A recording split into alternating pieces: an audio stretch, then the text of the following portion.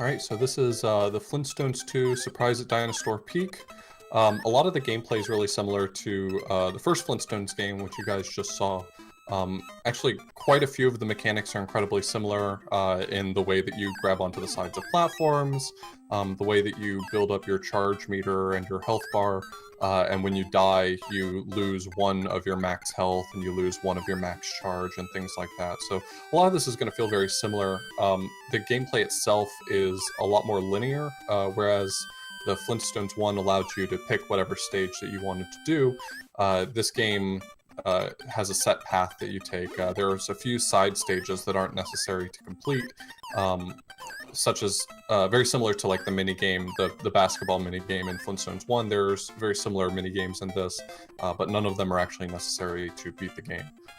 So this stage is incredibly straightforward and leads directly into a cutscene that explains the plot of this game. The plot of this game is that Pebbles and Bam Bam have found themselves separated from Fred and Barney by a volcano's lava flow. And despite just employing the use of, the third dimension to walk around the lava, since this is a 2D game, you actually have to go the long way around the island just to get to them, so we're going to go the long way around the island. So a lot of these bosses, there's some really interesting quick kills. Like for this one, the armadillo really does just kind of run loose all over the stage, but if you run in there and hit him with a few powered shots, you can actually just knock him off before he ever starts the fight, which is really handy. Prince Leaf in particular really did a lot to optimize this game. Before, a long time ago, Raffiosco is the one who had the world record, and I had come along with a few discoveries for how to reroute some of the stages and ended up improving the time, but it's really Prince Leaf that gave this game the run that it deserves. A lot of his methods of quick killing bosses and just optimizing the stages in general, he really did a great job. Right there, you just saw him kill that boss, and at the very end, he climbed up to the top.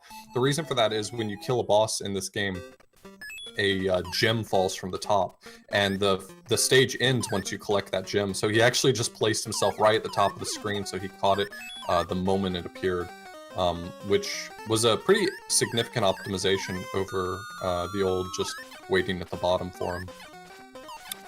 So here you see him using Barney's specific skills to be able to shoot a slingshot in order to break blocks. He uses that to get through a wall. There's a lot of changing back and forth between Barney and Fred in this game, whereas Fred is taller, has the melee weapon, and he can grab onto edges.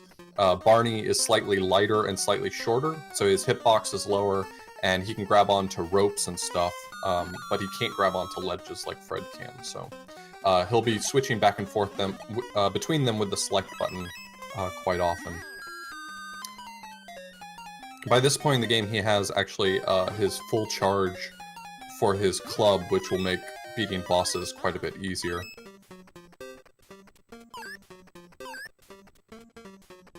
So for this boss right here, the idea is that you're supposed to actually hit some of the things that he's knocking down off the ceiling back at him, but there's actually a very small pixel window, like 2 or 3 pixels, that you can stand on the ground, where you can actually just hit him with the club. You're not supposed to be able to hit him with the club, but you can, and that's a nice little time save that you can do there.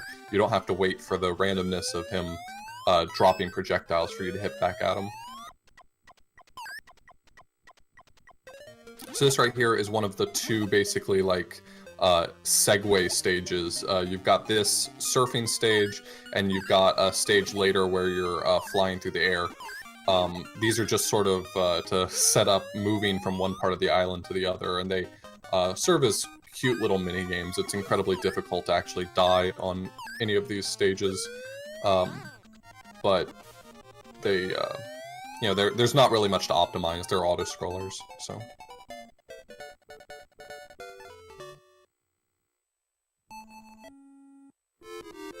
The stage right here is pretty straightforward. There's really not a lot to say about it. The boss at the end is a pretty interesting task to optimize, but a lot of this is just ledge grabbing and moving through the game, moving through the stage as efficiently as possible. So, one little piece of tech that you might have noticed so far, if you jump sort of at the side of a ledge, Fred will grab a hold of it and hang for a moment and then pull himself up. One interesting thing that you can do in this is if you can get the right angle on it, you can actually come up from underneath the ledge. If you grab it in just the right spot, he'll pull himself up pretty much instantly, which is a pretty big time saver if you do that every time you get the opportunity to. So that's something worth learning.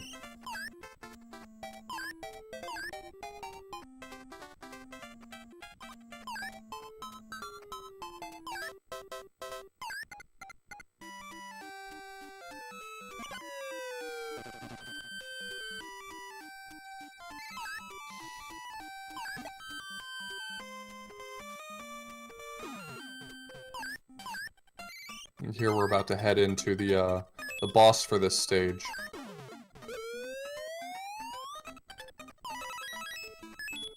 So Prince Leaf actually just grabbed the bowling ball sub-weapon that you can use here. He's gonna make use of that quite a bit coming up as a weapon to help him beat bosses more efficiently. Really, this game's just all about beating the bosses as quickly as possible because the stages go fairly straightforward.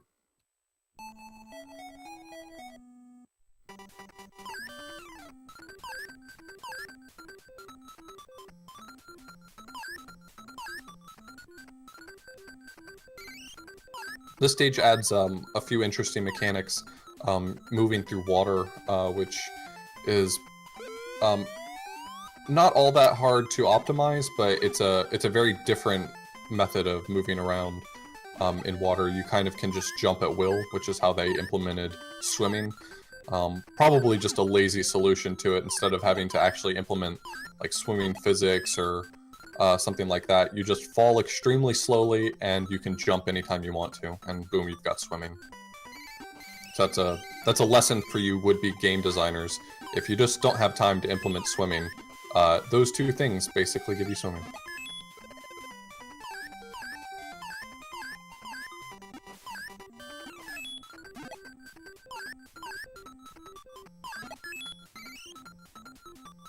He switches to Barney sometimes in this stage because his lower hitbox, the fact that he's slightly shorter, means that he can move left and right slightly earlier than Fred would have been able to, because his head doesn't clip quite as early.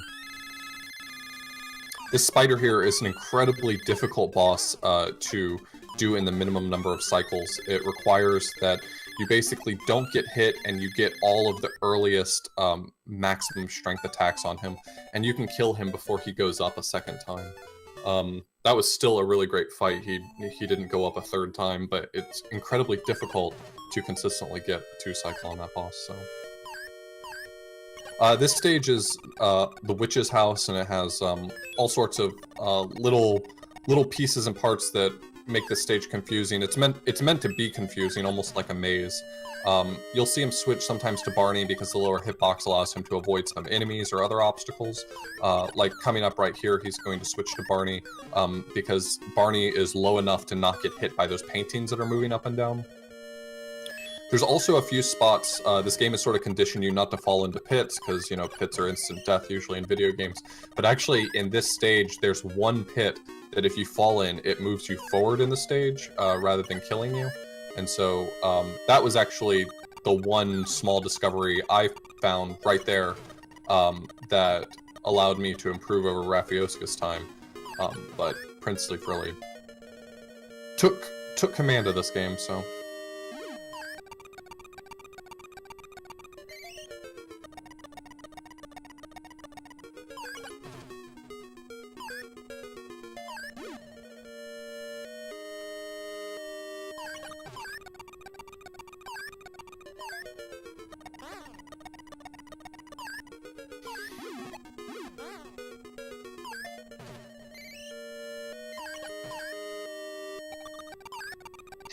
So those hanging switches, the ones that you pull that open doors, only last for a certain amount of time. So since he had a little bit of trouble getting through that room, he had to go back and hit the switch again to reopen the door. In this fight, the witch will appear. Once you damage her, she'll disappear and spawn 2 bats that you have to kill before she'll appear again. So doing this fight efficiently is all about hitting her with as many charged attacks as you can.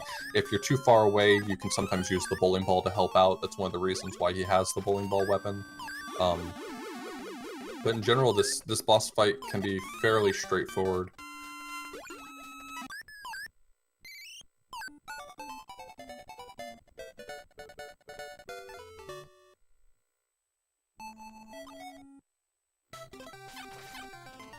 And here's the other auto-scroller. This auto-scroller is a little bit nicer because if you just stay in the top right corner, you'll never take more than 2 or 3 hits of damage, and you have 5 hearts, so it's pretty easy.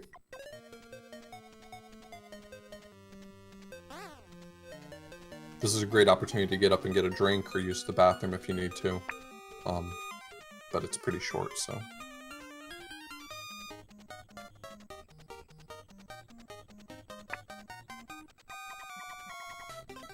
I don't remember exactly, but I think that this game was a exclusive release to Blockbuster for rental, and that's one of the reasons why it's such a valuable cart. It never actually had a retail release, to my knowledge. That may not be true, but that's what I'm remembering.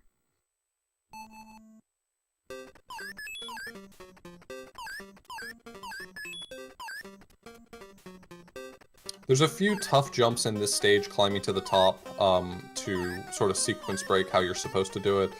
But in general, the stage can be pretty straightforward. The hard part's really the boss. He has quite a bit of randomness, and even outside the randomness, he's not altogether all that easy, especially if you're not really familiar with him. To a new runner, he can pose a lot of problems just because of his movement and his attacks.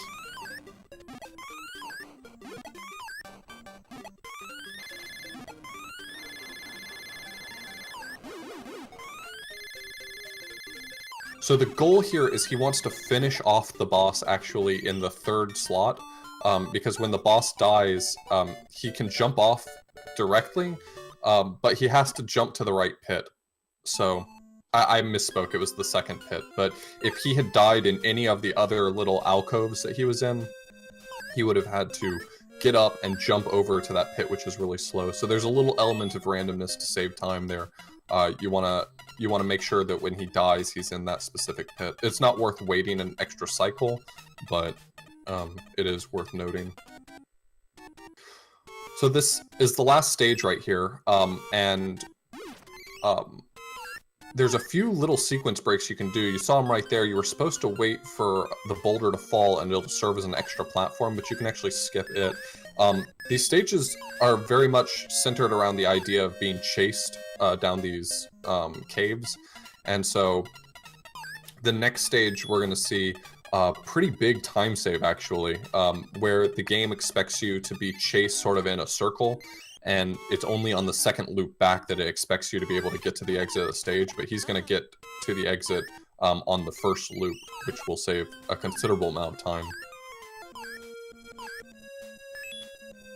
These stages are very tough for new runners and casual players. The difficulty really ramps up on these levels, so if you play this sometime, as you absolutely should because it's a fantastic game, if you play this sometime and you find that you've made it through most of the game pretty easily, but these stages are giving you trouble, that's totally normal. The stage is pretty difficult, actually.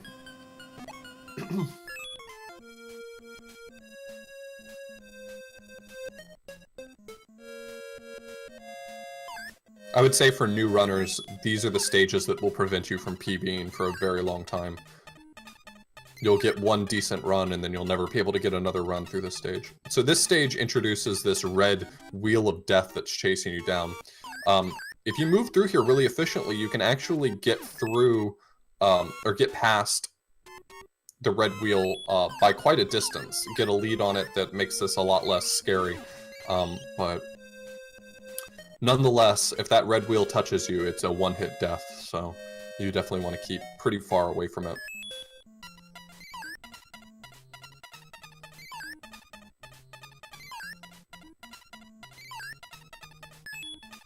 So coming up right here is the big sequence break he's going to be trying to do. There's going to be a wall that's very difficult to break down on your first try. The game does not expect you to be able to. But he's going to let the wheel go past him. There you go. So that's a pretty big time save. The game runs you around a much bigger loop.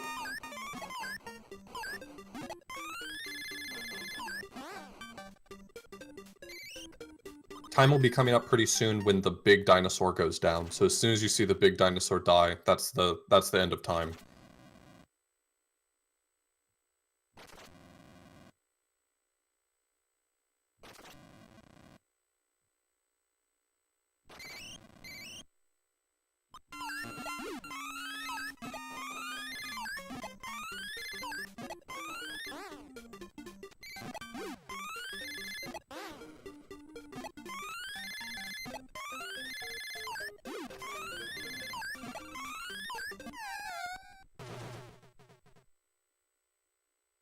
There you go, that's Flintstones 2, Surprise at Dinosaur Peak.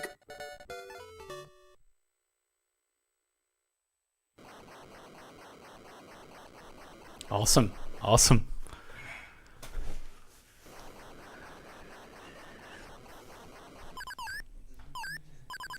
See, so Prince Leaf mic didn't work. If you want to say some couple of thanks. Yeah, definitely. This was an awesome run, especially in a marathon, and he's an awesome runner. He plays a lot of games, and he plays at a really high level. So if you want to see more of this game, or really any of the other awesome games that he runs, definitely follow him. It's twitch.tv/prince_leaf. He is 100% worth your follow. Really talented speedrunner and really nice guy, so check him out.